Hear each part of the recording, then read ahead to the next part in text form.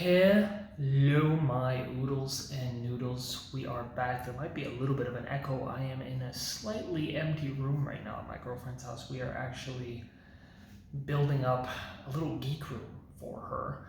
We've got a new bookshelf set up. We've got another one right here. We're actually waiting for another curved bookshelf, so we're gonna have a full-blown nice little bookshelf set up right over here, filled with the bookies. It's gonna be wonderful, but for the moment it's got a bit of an echo.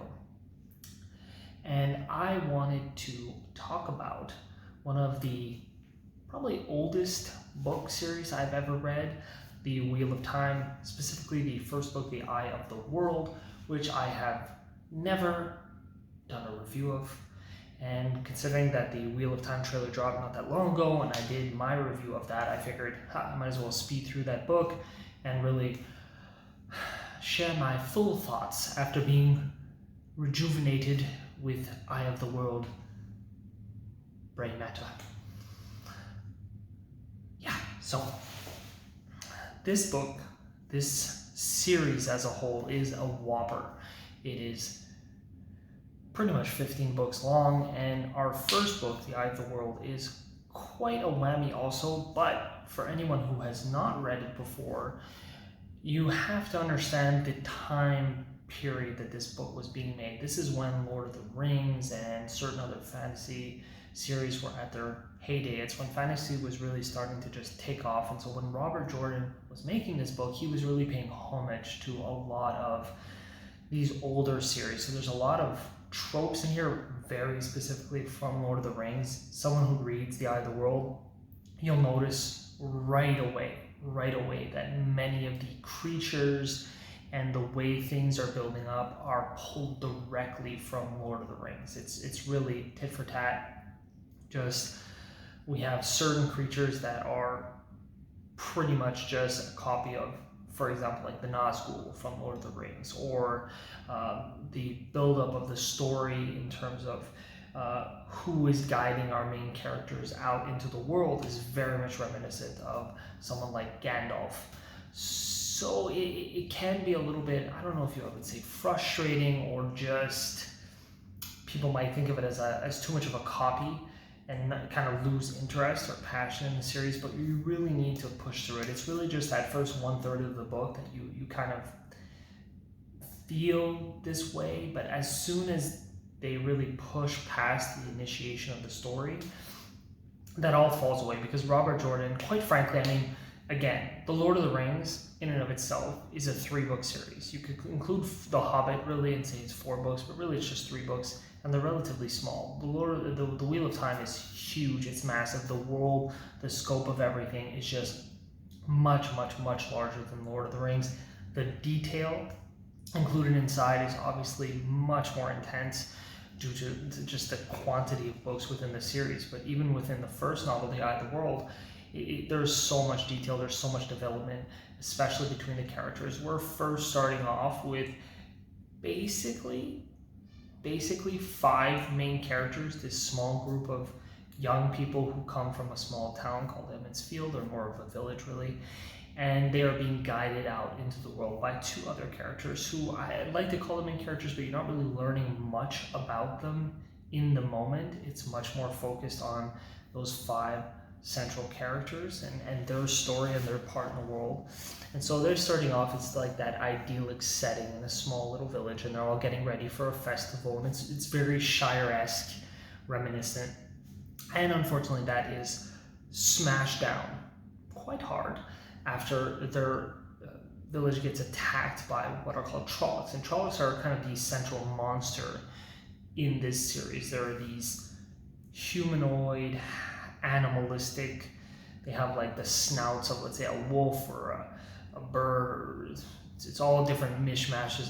They have the hooves of a goat, or I don't even know if it's a goat or a sheep. They have hooves, basically.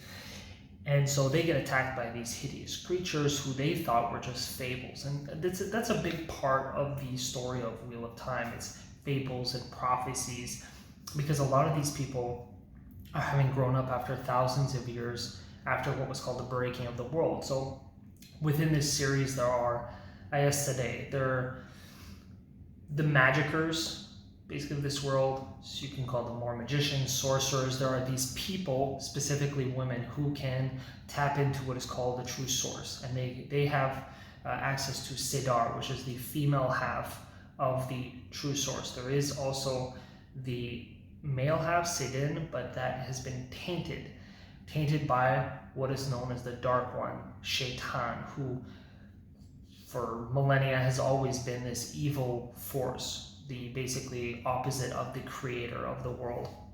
The only difference is that within this world is very much a real thing. So many thousands of years ago, Shaitan was almost released out to the world. He's bound within a prison, and there was this group of Aes Sedai at the time, who at that time included men as well as women, and they fought against Shaitan. They tried to reseal him up, and in doing so, the male half of the source was tainted.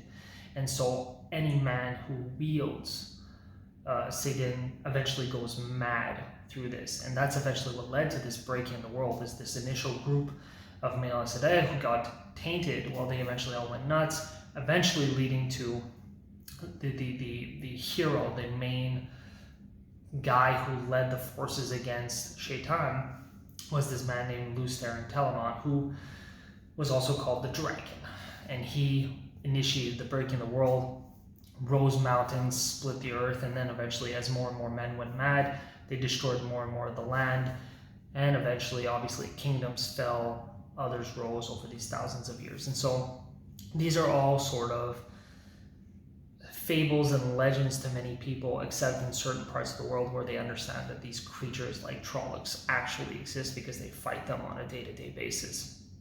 And so we have all this kind of starting off in this small village, who of course have never seen Trollocs, they've never seen monsters, they all think these things are stories, they've never even seen an Aes Sedai, until this Aes Sedai, Moraine, comes in with her warder Lan, and warders are sort of the bonded mates of Aes Sedai, and they get involved with these three initially Emmonsfielders, so this little village's people, and they tell them that there's something about them, there's something special, and the reason why the village gets attacked by these Trollocs is because of these three, and so they have to run off, they have to get away, it's dangerous.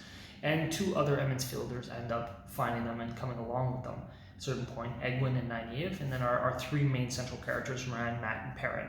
And as the story progresses, obviously they're having many interactions with Trollocs, with what are known as Fades or Halfman, Midrael, which are these sort of Nazgul reminiscent creatures, and it just builds up from there. So we really get that sort of Lord of the Rings vibe at first.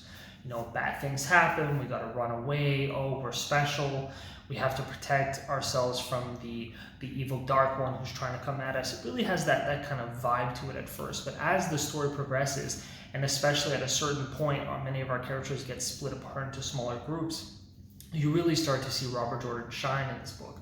There is a load of character development. You really get to see and feel the passion of sort of this group of people who had grown up together and really care about each other in different ways. And as things start to happen to each of them, as they get into these more risky situations, as they get attacked, as they have to find out more about themselves and their place in the world, you really get this intense feeling of depth and vastness to the world. You know that there's multiple kingdoms, you know there's so much happening out there, and there's all these fables and legends and prophecies in regards to the Aes Sedai and the males who wield Sedin, and of course the Dark One itself and how they're going to fight against it. And this is all sort of dropped in little piecemeals by random people who are saying that they heard something here, they noticed something there, that these are old stories talking about what used to be. And of course Moraine Sedai is kind of guiding them all and trying to get them, because she believes that they're central to the pattern. Within this world, everything is kind of known as the Wheel of Time, the pattern of the Wheel of Time, which weaves its threads throughout the world and brings everyone's fates together. And of course the Dark One is trying to destroy all of that. And our three main characters, Rand, Mat, and Perrin, are Ta'veren. They're people who kind of draw in the threads of the pattern and kind of weave them around themselves, because they're so important to what's going to happen. And that's as much as I can say without getting too much into spoilers. But it's really greatly developed. There is a bit of like slow little juddering stops, as Robert does like to ramble a little bit. You do get a little bit too much information, too much detail about random things that don't really matter. But at the same time, as you can see, 15 books, he was obviously trying to build up a really large world, so that the aspect of putting so much detail in it is really trying to set the stage for us to understand this massive world that he's going to build in the future.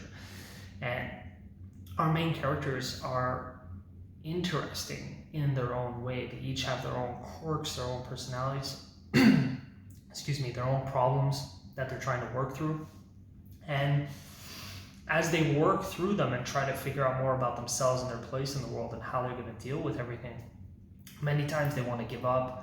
There's an actual visual sort of struggle happening almost every chapter within each character as they're fighting against, wanting to go home, but also wanting to explore the world, but also not really understanding anything that's happening to them, but trying to do the best they can to work through it.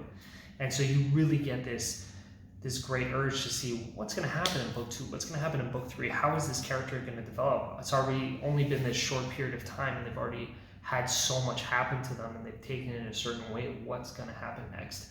We've got some pretty great action scenes, obviously with our characters being so new. There's not this sort of, they magically just become super powerful thing happening over here. Many times they win through situations just by running or by pure luck, many times because someone else helps them. So you do get to see them developing themselves in terms of action standpoint, but at the same time, most of the time they just need to rely on other people because they don't know what the hell they're doing. There is a great amount of kind of foreshadowing in this book, trying to lead you up to understanding that there's really dangerous people out there that they're going to have to deal with, but they get lucky, obviously, coincidentally, so they don't have to deal with them right now. But if the first book is anything to go by, you can really see that development is going to improve. You're going to see even more action sequences, larger action sequences, getting to know even more about the true power, the true source, the one power. There's like 50 million ways to say it, but basically you're going to see more magic happening as things go by. There's a lot of beauty in this. There is some quite lovely prose. There is one character who's, for all intents and purposes, sort of a main character named Loyal, depending on how you want to say it. He is an ogre, so there's sort of these, I guess it's basically this book's equivalent of the tree people, the Ents inside of Lord of the Rings, only these ones are very different. They're more like a knowledge-loving people. They're builders, they're growers, they love to grow trees and gardens. They understand so much of the world, but most of the time they never leave their homes, which in and of themselves, all the background and lore about their homes is super interesting as well. So once you meet Loyal, you get to know so much more about the world, and he's such a pleasant contrast to everybody else, just this enjoyment of life and knowledge. So that's really fun. I would have to say, honestly, that probably the two negative things about this book, again, sometimes there is kind of a drag because of that detail. The second is that the ending is kind of anticlimactic. It's a bit weird as an ending, in my opinion. It's just sort of, it happens, there's so much buildup to it, so much slow buildup, and then it happens too quickly, and the enemies sort of get dealt with too quickly and too easily without any real, what seems like, struggle in that moment. So I had a bit of an issue with that, but overall, it's fine because it's the first book. We know there's so many books, and we know that that's going to expand, and you're going to get to see that difficulty and all that challenge really happening a lot more in terms of the battle sequences. But overall, it's still really great. Most of the characters are super fun and fascinating to watch. Rand as our sort of central character, where we're seeing most point of view. I think all the point of view is pretty much from Rand's standpoint. So he's a character that's really fun to watch. Matt Caffin, who's another one of the Emmons Fielders, is really fun. His kind of arc is really interesting, considering he's sort of supposed to be this trickster little playful boy, but there's so much shit that happens to him down the line. Perrin, who is probably, as far as I'm concerned, the most likable person I've ever met. He's so thoughtful and considerate while simultaneously like really introspective and just also aggressive, and the abilities and what happens to him in this book is really, really fascinating. Our two female characters, Egwene and Nynaeve, are fun. Unfortunately, I don't feel like Robert really he didn't really showcase women in this series as that well. Obviously, he's a man, so how well is he really going to write being a woman? But most of the women are quite unpleasant. I would argue that Moraine, I don't know how most people think of her, I actually found Moraine very, very pleasant. She is super, super interesting. She's kind of got that calm, aged feeling, sort of like a Gandalf-y, just always keeping her cool, but simultaneously, shows emotion at just the right points. Is really bashed upon in the series from so many different directions, from the Emmons Fielders, who she's just trying to help. There's so much things happening, but she's very kind and helpful in her own way. Obviously, she looks at things at the big picture, so she's willing to sacrifice people to save the world. But at the same time, she's just someone I find super, super interesting. Nynaeve is probably one of the most unlikely. There's loads of people who like Nynaeve, and they give a lot of background to her, but even with understanding her background in the later books, I still find her quite unpleasant as a person. Like, this kind of person who I would not want to be around, because it's just so damn aggressive all the time. In the same way that I wouldn't want to be around an aggressive man who's acting like her either. So I'm not a big fan of Egwene or Nynaeve, and Moraine makes up for it, but she's sort of neutral as a character. You're not really diving deep into her background and her history, especially in book one. But she's just fun overall to watch. How she handles the Emmons Fielders, especially how she handles Nynaeve, it's actually extremely pleasant to read. So that's really cool. So overall, character development is really well done. The characters are fun and worth diving into. The world building goes at a good pace. There's a lot of detail that can be negative, but also positive, because it helps us to understand a lot more about the peoples and the land and what's happening in that moment, and how everyone's thinking about it, and through other people's perspective and the normal people living around their perspective, you get to understand more of the world around you. So that's really, really fun, especially considering you're seeing it through the perspective of these ignorant little village people who've never ventured out, who don't know that much. So that's really, really fun. So I would highly recommend reading the book. It is definitely an adventure in and of itself to obviously read through 15 books, especially ones of this size, but it's definitely worthwhile. I would highly recommend reading this, especially considering how the TV series is coming out, I believe, in the middle of November. So now is the time to read the first book, really catch up and understand it. I would even recommend reading the second book, because I'm sure in the first season they're going to mesh a little bit of the two together, because the series is just far too large. They can't just do 15 seasons. It would be insane. I doubt even you could fit all. In some of these books, there's just so much happening, they wouldn't even be able to fit it in one season. It would be too much.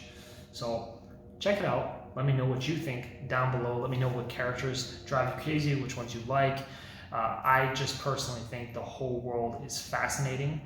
It's not the best series I've ever read, but it is amazing for what it does in and of itself. And especially in the first book, The Eye of World, you're really getting this, you're seeing this burgeoning of talent. You're seeing that he's coming up with these original ideas like the ogre and other kinds of creatures and monsters and concepts that he's showcasing, especially near the end of the first book. So highly recommend it. Like, comment, subscribe, check out the website geektails.ca, and if you like what I do, I would also recommend going check out the Wheel of Time trailer thoughts video I made, because you'll get even more of my opinion on this book